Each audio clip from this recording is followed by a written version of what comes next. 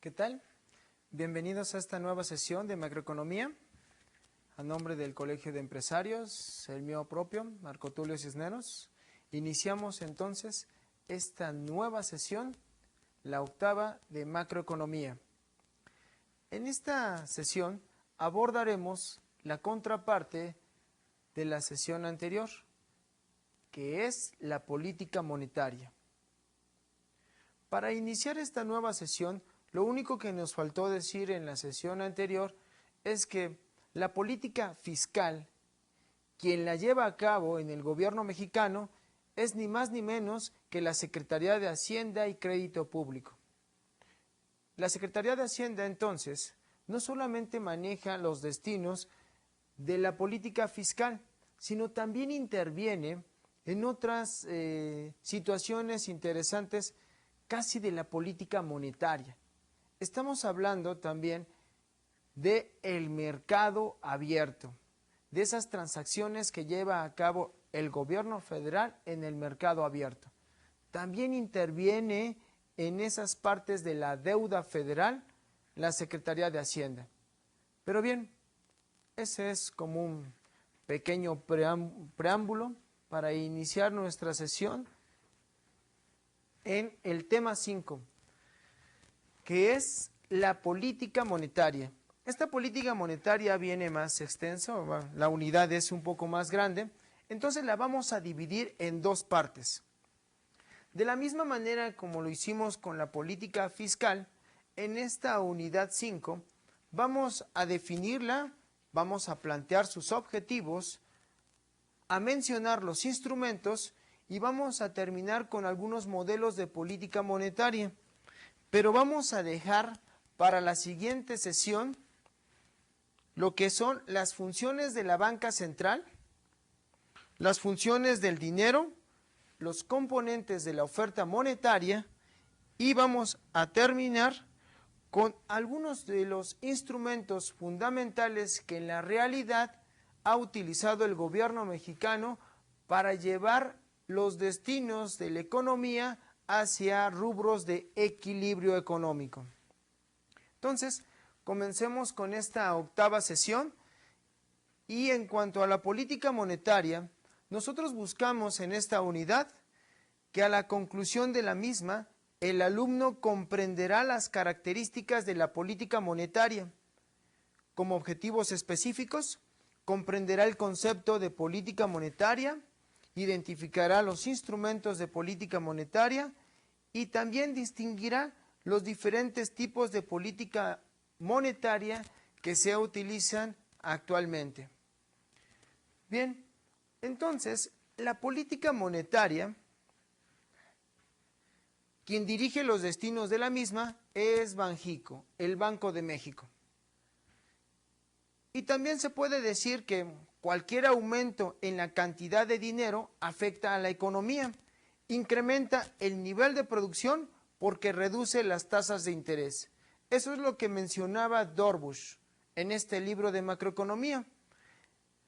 Y podemos entonces ya complementar que un aumento de la cantidad de dinero no solamente lo podemos nosotros plantear por medio de la política fiscal y el gasto gubernamental, sino también por medio de la política monetaria. Con la política monetaria vamos a tener algunas variables macroeconómicas bien interesantes, pero que muchas de ellas tampoco son utilizadas por el gobierno federal. Las razones, poco a poco las vamos a ir dilucidando, las vamos a ir aclarando.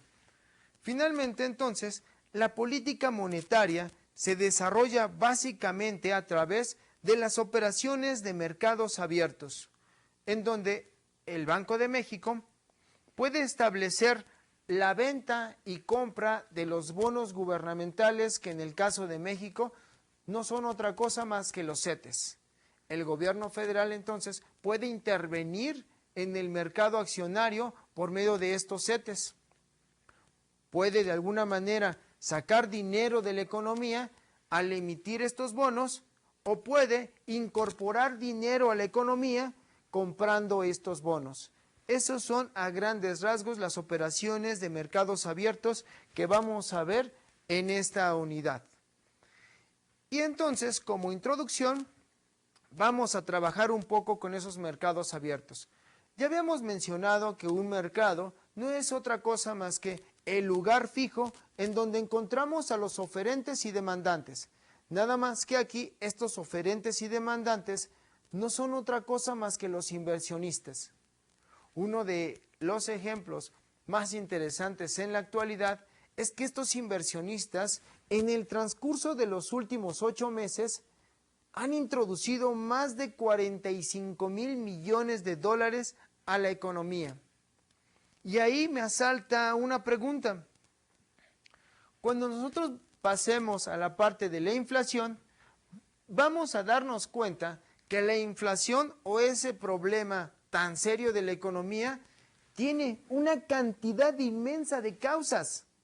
Son gigantescas las causas de la inflación, pero nada más una de ellas voy a tratar porque no es tema ahorita de nuestra unidad 5, sino de la unidad 7. Solamente les diré que cuando hay un exceso de entrada de capitales a un país, también esa excesiva entrada de capitales puede afectar a la economía, originando inflación. Estos 45,000 millones de dólares, tal pareciera que están completamente esterilizados. Cuando nosotros hablamos de la política monetaria, es aquí donde también entran muchos conceptos bien interesantes, y es precisamente este término de esterilización. ¿Cómo nosotros podemos esterilizar el dinero que entra del extranjero? Eso lo vamos a ver un poco más adelante en una sesión posterior. Mientras tanto, enfoquémonos un poco a nuestro mercado abierto.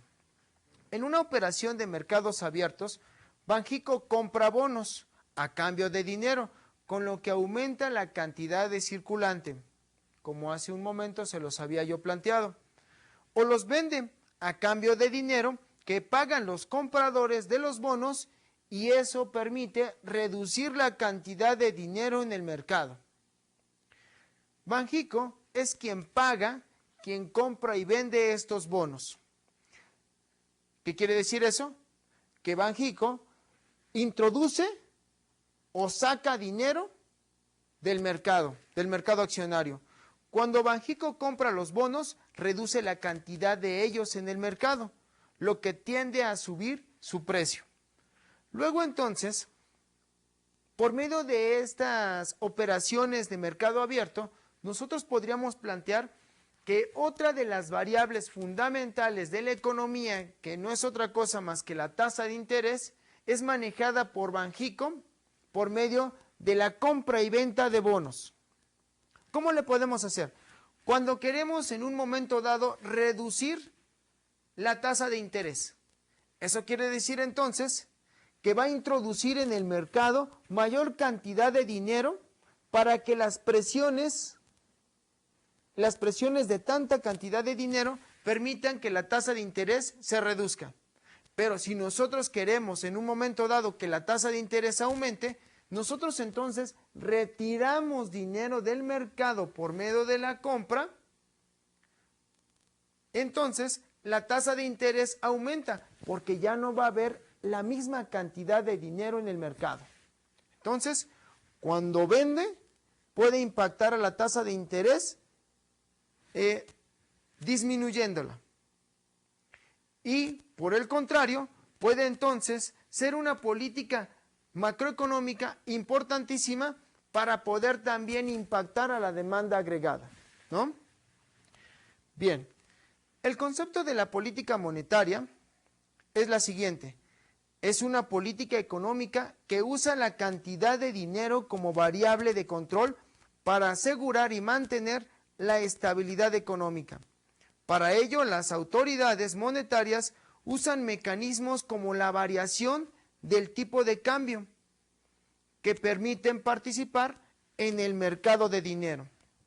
La política monetaria también es el conjunto de acciones que lleva a cabo el Banco de México para influir sobre las tasas de interés y las expectativas del público, a fin de que la evolución de los precios sea congruente con el objetivo de mantener un entorno de inflación baja y estable.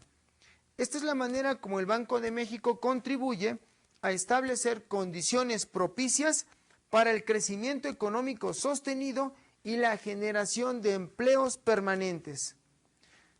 Este concepto de política monetaria se los comparto y es justamente de la página de Banxico. Son los objetivos, es el planteamiento que tiene el Banco de México con relación a la política monetaria de este país. Entonces, siguiendo con este concepto de política monetaria, Banxico, que es el Banco Central del Estado mexicano, autónomo en sus funciones y administración, cuya finalidad es proveer la economía del país de moneda nacional, tiene como objetivo prioritario procurar la estabilidad del poder adquisitivo de dicha moneda. Adicionalmente, le corresponde promover el sano desarrollo del sistema financiero y propiciar el buen funcionamiento de los sistemas de pago. A últimas fechas, también ha desarrollado Banxico todo un portal, todo un arsenal informático, precisamente para agilizar el sistema de pagos. Ya uno puede pagar diversos servicios, diversos productos por medio de su portal de Banxico, porque esa es una de sus funciones. Entonces, ya analizamos algunos objetivos de política monetaria, pero vamos a seguir con algunos más. La estabilidad del valor del dinero es uno de ellos. Tasas más elevadas de crecimiento económico es otro de los objetivos. También busca la plena ocupación o el pleno empleo, mayor nivel de empleo posible. Evitar también desequilibrios permanentes en la balanza de pagos y mantenimiento de un tipo de cambio estable y protección de la posición de las reservas internacionales. Ahora sí tenemos una cantidad grande de objetivos de la política monetaria. Vamos a ver si los podemos encuadrar fácilmente. Cuando nosotros establecemos que el valor del dinero debe de ser estable, no solamente estamos planteando que la inflación debe de estar controlada, sino que hay una inflación que proviene del exterior. Esa inflación que proviene del exterior es cuando nosotros tenemos el tipo de cambio. ¿Qué sucede en una economía cuando el tipo de cambio obviamente aumenta? Eso quiere decir que todos los productos que vienen del exterior ya son más caros. Esa inflación que viene del exterior es importante también considerarla, ¿no? Entonces, no solamente la inflación a nivel interno, sino a nivel externo, hay que trabajarlas de forma adecuada. Para ello, la política monetaria tiene una política cambiaria, el Banco de México, una política cambiaria que nosotros llamamos tipo banda, porque en la teoría no aparece esa política cambiaria, aparecen nada más dos, o política cambiaria fija o política cambiaria variable, que nosotros le podemos decir que es cuando dejamos a libre albedrío, cuando dejamos que las libres fuerzas del mercado planteen cuál va a ser el precio de nuestra moneda. Pero entonces, de esas dos políticas cambiarias, el gobierno federal no utiliza ninguna de las dos. ¿Por qué? Porque la política fija es bajo un planteamiento keynesiano y la política cambiaria flexible implicaría que tuviéramos choques especulativos de diversa índole. Entonces, no lo permite el gobierno federal. Por eso tenemos un tipo de cambio banda. ¿A qué me refiero con tipo banda? A que establece los objetivos en donde el tipo de cambio puede llegar a los 11.50, pero no puede ser más allá de los 12.50. Entonces, lo establece en una banda y sobre de esa banda puede fluctuar nuestro tipo de cambio. Si baja más allá de los 11.50, entonces interviene el Banco de México. De la misma manera, cuando el tipo de cambio aumenta más allá de los 12.50, 12.70 o 2.80, Banco de México interviene. Ahí también podemos mencionar que esas operaciones de mercado abierto, ahí también aparece Banxico en la compra y venta de dólares. Cuando nosotros compramos una cantidad grande de dólares, podríamos nosotros plantear que ya es una medida de política monetaria. También cuando nosotros vendemos gran cantidad de dólares al mercado, nosotros estamos planteando ya una iniciativa de política monetaria. Por ejemplo, cuando se nos está cayendo el valor de nuestra moneda, hay que inmediatamente poner de por medio una gran cantidad de dólares en el mercado para que también de alguna manera se pueda recuperar el peso. Eso es lo que ha hecho el gobierno federal. En el 2008, cuando nuestra moneda se devaluó en demasía, el gobierno federal vendió más de 20,000 millones de dólares, justamente para repuntar nuestro tipo de cambio. Son algunas de las variables que nosotros utilizamos. Del otro lado, tenemos la balanza de pagos. La balanza de pagos también es un instrumento fundamental de la política monetaria y quien la utiliza es el Banco de México. La balanza de pagos no es otra cosa más que un documento oficial en donde registramos todas las transacciones que lleva el país con el extranjero. En un rubro aparecen las transacciones de mercancías y en otro rubro aparecen las transacciones de capitales.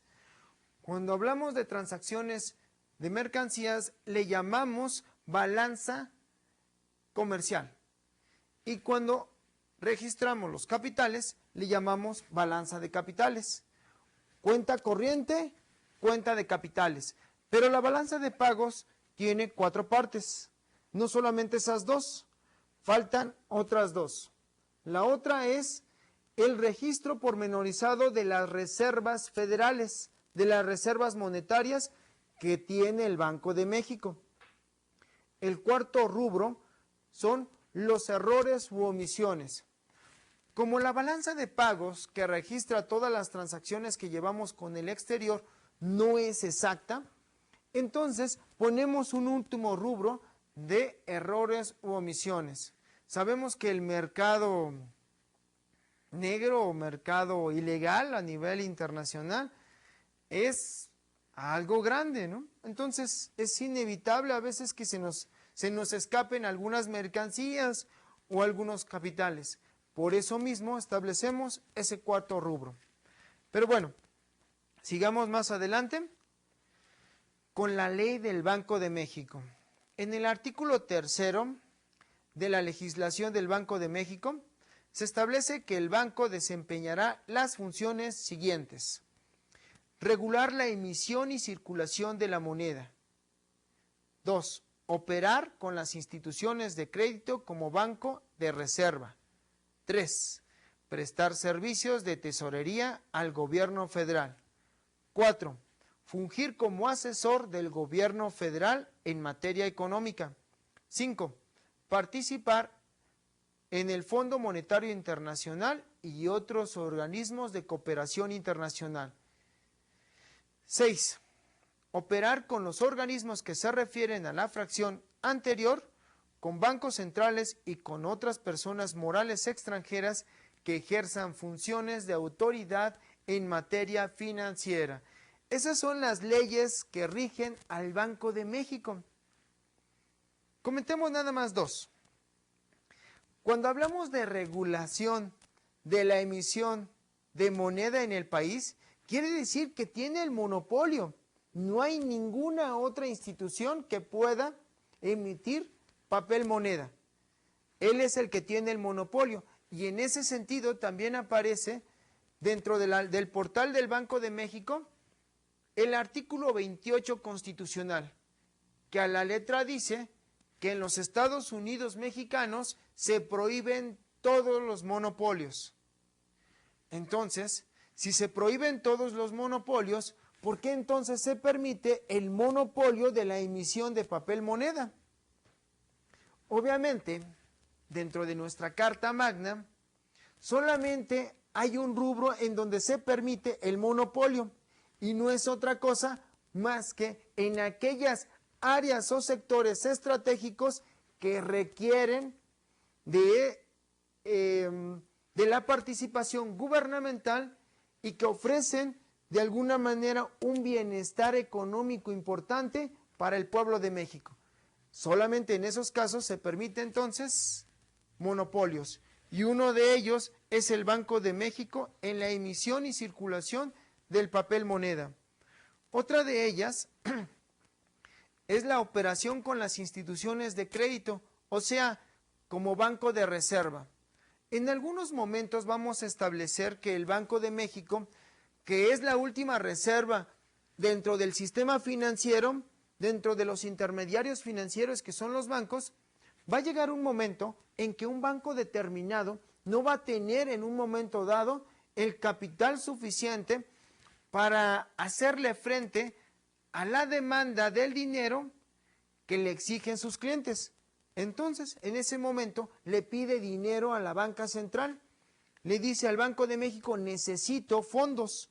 Y el Banco de México le da esos fondos a una tasa de interés, obviamente, estipulada con los bancos. También de la misma manera, como banco de reserva, también el Banco de México es el que constituye las reservas monetarias del país. Es ahí donde establecemos nuestras reservas, que a la orden actualmente tenemos más o menos como 118,000 millones de dólares en reserva. Es una cantidad muy grande, ¿eh? Aparte de que ya contratamos un préstamo con el Fondo Monetario Internacional, una línea de crédito por 72,000 millones de dólares. Entonces, este país cuenta con 190,000 millones de dólares que tiene a la mano Banco de México. La pregunta sería, ¿es necesario tanto dinero como reserva monetaria? Ya veremos después, no es tema de nuestro temario, de nuestra materia, pero bueno, dejamos esa pregunta al aire. Vamos con el ejercicio. Preguntas otra vez de reflexión. ¿De dónde son retomados los criterios de política monetaria? Rápidamente, ¿de dónde pueden ser adjudicados esos objetivos de política monetaria? Y no es otra cosa más que de los organismos internacionales. Casi recogemos la teoría de los organismos internacionales y lo aplicamos a nuestro país, sin considerar que las circunstancias son muy diferentes. ¿Qué es la emisión de moneda? Esa pregunta ya se las resolví más o menos. La emisión de papel moneda es la cantidad de dinero que el Banco de México emite para que el mercado, la economía nacional, funcione. ¿Cómo se establece cuánto dinero se debe de emitir? Esa es una muy buena pregunta. Entonces, como es una muy buena pregunta, la voy a incorporar un poquito más adelante para que vean también cómo se da el equilibrio monetario en la economía nacional. Siguiendo con el siguiente punto, el 5.3, veamos los instrumentos de política monetaria. Banxico puede influir sobre la cantidad de dinero y sobre las tasas de interés a través de 3 instrumentos. El primero, cambios en el tipo de interés. El segundo, variación del coeficiente de encaje legal. Y tercero, como ya lo habíamos establecido, las operaciones de mercado abierto. Del lado derecho, podemos ver que en América Latina la tasa de referencia de política monetaria, o sea, la tasa de interés, tiene grandes variaciones. Por ejemplo, México tiene una tasa de interés preferencial siguiendo a los CETES, a los certificados de la tesorería, del 4.5%. En cambio, países como Brasil tienen tasa de interés del 10.25, pero Chile y Ecuador tienen una tasa de interés muy baja. Ecuador del 0.20% y Chile del 1%. Quiero decirles, dicho sea de paso, que dentro de las economías latinoamericanas, una de las más fuertes es ni más ni menos que Chile. Chile tiene una economía muy interesante y se puede decir que es monetaria, que es neoliberal, pero tiene algunas características que precisamente hacen funcionar mejor su economía. No podemos establecer una correlación entre las políticas neoliberales de Chile y las políticas neoliberales de México, porque son dos contextos completamente diferentes. También hacen mucho la comparación, debo de aclarar de una vez por todas, cuando nosotros establecemos esa apertura económica hacia los 80s, estábamos siguiendo también a países como Corea del Sur. Corea del Sur es un país ya casi altamente desarrollado, que precisamente en los 60s implementó medidas de política monetaria neoliberal y políticas comerciales neoliberales, en donde abre a su economía. Pero eso no quiere decir que los dos países, tanto Corea del Sur como México, iban a confluir en un desarrollo económico o tecnológico importante, porque son dos contextos completamente diferentes, ¿no? Son temas que nada más se los dejo de esa manera. No hay tiempo para poderlo desarrollar un poco más. Sigamos con los instrumentos de política monetaria. La elección del mecanismo intermedio a utilizar depende de su facilidad de manejo, de la cantidad de información con la que dispongamos al respecto y sobre cada medida y el objetivo final que nosotros perseguimos. Un buen candidato es la tasa de interés, ya que se conoce en el acto, mientras que determinar la cantidad de dinero lleva algunos días. Planteemos entonces la tasa de interés. Del lado derecho también se encuentra la tasa de interés. Ya les había yo comentado que aquí en México podemos establecer la tasa de interés con base a los CETES de 28 días. Y podemos observar que en el 2003 tenemos una tasa de interés del 4.5% también. Fluctúa un poquito y se eleva a casi el 10% hacia mayo del 2005, para que después del mayo del 2005 empiece a caer. También podemos observar la tasa de interés que la Reserva Federal de los Estados Unidos y el Banco Central de Canadá establecen. Casi siempre estos dos bancos centrales, tanto el de Canadá como el de Estados Unidos, plantean una tasa de interés muy por debajo de la tasa de interés líder de los mexicanos. Ahorita establecemos tasas de interés dentro de la Reserva Federal de los Estados Unidos del 1.5%, mientras que aquí en México es del 4.5%. Cuando nosotros queremos entonces reactivar la economía, debemos de ofrecer una tasa de interés más baja, para que en este caso el precio del capital para los inversionistas, para la producción, sea menos onerosa y pueda incentivarla. De esa manera, todos los empresarios pueden obtener el capital necesario para la producción. Esa es la idea con la tasa de interés. En el momento en que se esté sobrecalentando la economía, también podemos utilizar esta variable macroeconómica. Aumentamos la tasa de interés y entonces detenemos un poco o estancamos un poco la economía. Siguiendo con este punto de instrumentos de política monetaria, sigamos con la variación del tipo de descuento, que es el tipo de interés de los préstamos que concede el Banco Central a los bancos comerciales. Un banco pide préstamos al Banco Central cuando tiene una cantidad de reservas inferior a la que necesita. Eso ya se los había planteado. Cuando el Banco Central concede un préstamo a un banco, el sistema bancario tiene más reservas y estas reservas adicionales le permiten crear más dinero. Entonces, el Banco Central, como último prestamista, lo que hace es apoyar a los diferentes bancos en el momento en que su liquidez no sea la correcta. Entonces, les inyecta capital necesario, obviamente con una tasa de interés preferente, y de esa manera también el Banco Central le permite crear un poco más de dinero. Ese es el planteamiento. Después pasamos a los modelos de política monetaria. Antes de pasar a los modelos de política monetaria, solamente tratemos un momento lo que es otro de los instrumentos de política monetaria, que es justamente el stock monetario, los saldos reales. Nosotros no solamente establecemos que vamos a sellar dinero, vamos a crear dinero por crear dinero. El planteamiento obviamente es irracional. No podemos crear dinero de la nada. Debe de tener un respaldo. Acompáñenme de este lado.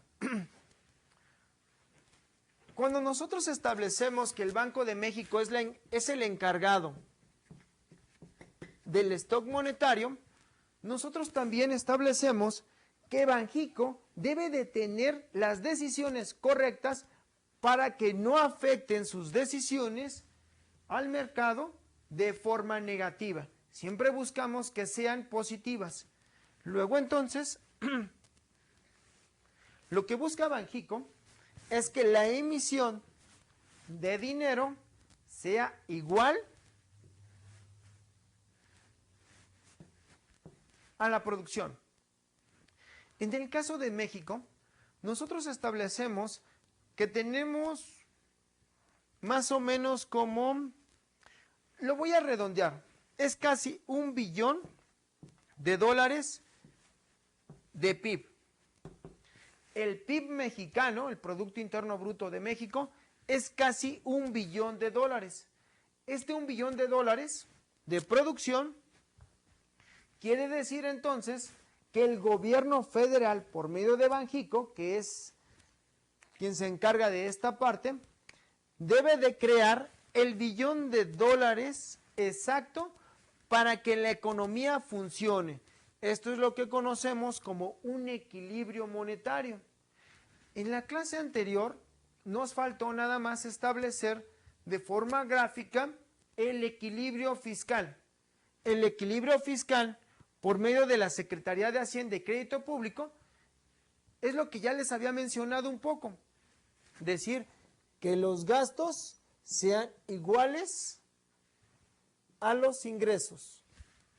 O, en otras palabras, que los egresos sean iguales a los ingresos. Cuando nosotros trabajamos con un modelo neoliberal, buscamos siempre el equilibrio. Ese equilibrio que permite entonces llenar de expectativas positivas al futuro económico del país. Por eso es que estamos buscando este equilibrio. Pero aquí viene lo interesante.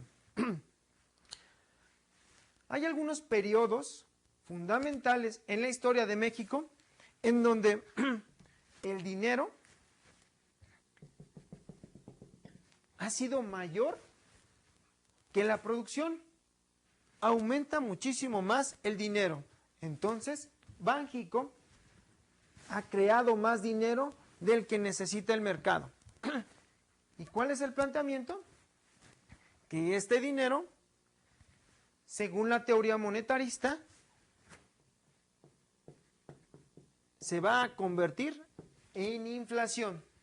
La razón de ello es que, como no tiene el respaldo, este dinero está presionando a los empresarios para producir más mercancías, sin darse cuenta que el mercado ya no puede extender su nivel de producción. ¿Por qué no lo puede extender? Porque bajo la corriente monetarista establecemos que el mercado tiene una oferta agregada ¿sí? Vertical. ¿Qué es una oferta agregada vertical? De pleno empleo. Todos los recursos necesarios, todos los recursos de un país, teniendo de este lado la producción y de este lado el precio, todos los recursos se están utilizando al 100%. Entonces, tenemos una oferta agregada completamente vertical. Utilizando todos los recursos, entonces, ya no tiene la capacidad la economía mexicana, en este caso, para crear más producción que está demandando el mercado. Ya no lo puede crear. Entonces, como no tiene este respaldo, se convierte completamente en inflación. ¿En dónde está el error en este modelo? Aquí establecemos que estamos utilizando el 100% de la capacidad tecnológica del país, el 100% de la fuerza de trabajo, el 100% del área cultivable del país. Entonces, el error es muy claro. Para llegar a esta oferta agregada vertical, se necesita elevar casi 5 veces más el PIB nacional. Si nosotros en la actualidad tuviéramos un PIB de 5 billones de dólares, que la producción fuera de 5 billones de dólares, entonces sí podríamos establecer que estaríamos cerca del pleno empleo. Pero nosotros no tenemos una economía de esa magnitud. Por lo tanto, la economía mexicana tiene grandes expectativas para poderse desarrollar. Cuando tenemos un mercado de ese tipo, ¿cómo sería la oferta agregada? Sí, efectivamente, en vez de lo que nos vendieron los monetaristas que dirigen los destinos de este país, la oferta agregada es horizontal. ¿Y qué quiere decir una oferta agregada horizontal? Que tiene muchísimos recursos para poder explotar. Les había yo dicho otra vez, regresando a las regiones, todo el área sur, toda la región sur está para explotarse. Entonces, podemos plantear una oferta agregada completamente vertical. Mientras nosotros vamos saturando el mercado, entonces la curva de oferta agregada se va a ir parando hasta llegar a 5 billones de dólares. Pero para que lleguemos a 5 billones de dólares, falta muchísimo, ¿no? Es un poco de las lecciones que nos deja también el stock monetario. Más adelante vamos a seguir con estos modelos. Mientras tanto, vamos a plantear ahora los modelos de política monetaria. La primera de ellas es una política monetaria expansiva. Esta consistiría en usar algunos de los siguientes mecanismos. El primero de ellos es reducir la tasa de interés para promover la producción. Otro de ellos es reducir el coeficiente de caja, el encaje bancario. ¿A qué se refiere con el encaje bancario? En este caso, Banxico, la banca central, le exige a cada uno de los bancos comerciales un coeficiente, una cantidad de dinero que debe de permanecer en sus bóvedas por cada 100 pesos que depositan sus clientes. Imaginemos que el encaje legal sea del 10%. Entonces, si un cliente va y deposita 100, entonces en sus bóvedas de esa banca comercial deben de aparecer 10 pesos. En la actualidad, deja casi a libre albedrío esta situación del encaje legal. Solamente bajo una política monetaria expansiva de los años 40, 50 y 60, llegó el Banco de México a exigirle a la banca comercial encaje legal de casi el 100%. ¿Qué es encaje legal del 100%? Es que si llegan 100 pesos de sus clientes, 100 pesos que deben de permanecer en sus bóvedas o en su defecto en las bóvedas del Banco de México. Lo interesante del asunto del encaje legal es que por medio de esta iniciativa, el Banco de México y el gobierno federal se estuvieron financiando por medio del mercado nacional, porque de esa manera tenía el suficiente capital para poder invertir en escuelas, en centros de salud, en carreteras, en hidroeléctricas, etcétera, etcétera. Esa es una manera de autofinanciarse. Ahora que tenemos la cantaleta gubernamental en la que nos dicen que no hay dinero en la economía. Ese dinero sí existe, pero habría que reacomodar las piezas para poderlo utilizar. Bien, hasta ahí el encaje legal. También podemos nosotros utilizar la compra de deuda pública para aportar dinero al mercado, tal y como ya se los había planteado. Compramos esos bonos, entonces inyectamos más dinero a la economía. Como ya hay mucho dinero, entonces la tasa de interés se reduce. Y tenemos un ejemplo. Se supone que bajo la teoría monetaria tenemos saldos reales, el stock monetario a grandes rasgos, de manera vertical, fijo. Cuando nosotros incrementamos un poquito estos saldos reales, eso quiere decir que la tasa de interés va a disminuirse, porque va a haber más dinero en la economía. Y con la reducción de la tasa de interés promovemos también la producción. El problema es el que vimos anteriormente. El pretexto es que los monetaristas dicen que si aumentamos el stock monetario, en ese momento esa parte excedente se va a convertir en inflación. Ahí no hay evidencia clara. A ver si les puedo traer en la siguiente sesión, que vamos a seguir trabajando con política monetaria, les voy a traer una relación entre esas dos partes, una relación entre el stock monetario y la inflación. Es más, realicemos este ejercicio: Producto Interno Bruto, stock monetario y cuál es la inflación en cada uno de esos momentos. Para la siguiente sesión. Sigamos con nuestro modelo de política monetaria y ahora veamos el modelo en cuanto a una política monetaria restrictiva. Consiste justamente en lo contrario, que quiere decir que aumentamos la tasa de interés para hacer más onerosos los préstamos, aumentamos el coeficiente de caja o el encaje bancario para dejar más dinero en el Banco Central y menos en circulación, o vendemos deuda pública para retirar dinero de la circulación cambiándolos por títulos de deuda pública.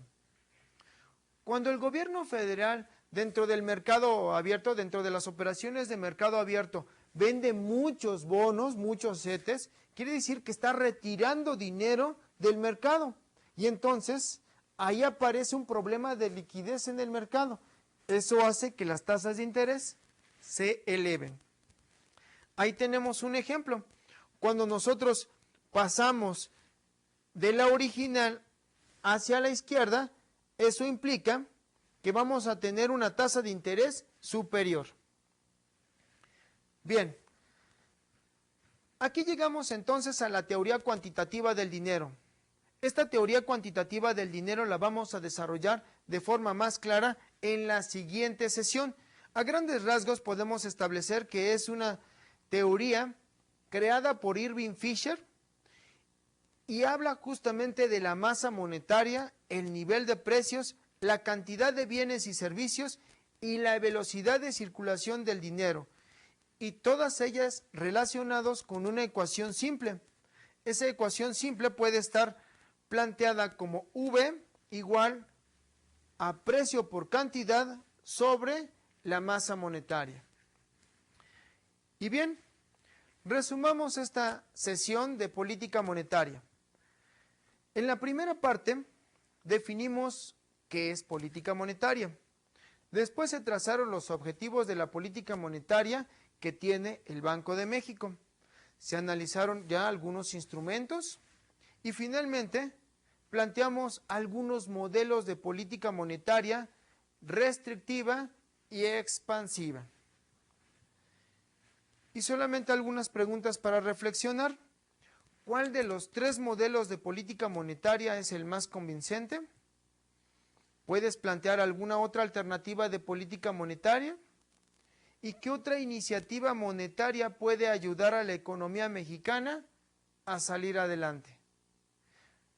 Entonces aquí viene un planteamiento interesante.